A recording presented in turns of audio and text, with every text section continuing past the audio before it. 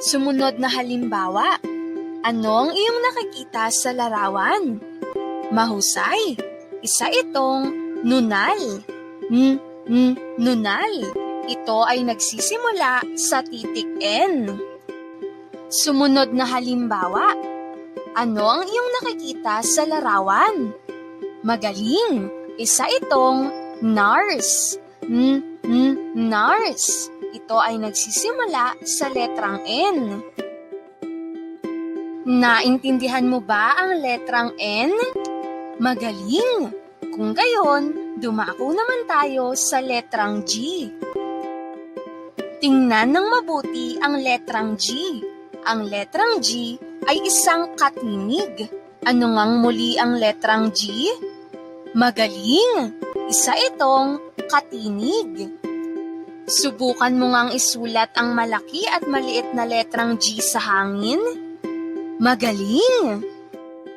Ang titik G ay may tunog na G, G, G.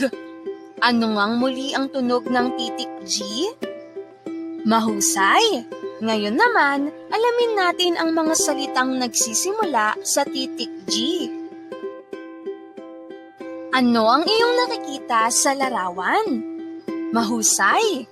Isa itong gunting. Gunting. Ito ay nagsisimula sa letrang G. Ano naman ang iyong nakikita sa larawan?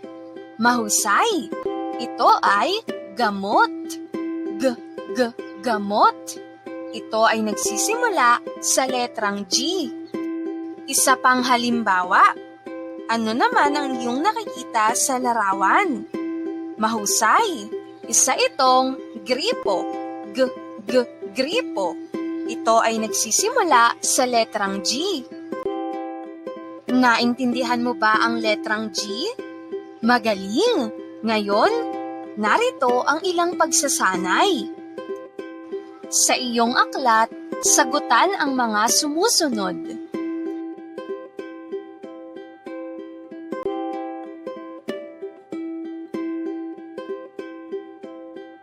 Dito na muna nagtatapos ang ating ika-11 kabanata at tayo'y magkitang muli sa susunod pa nating mga kabanata.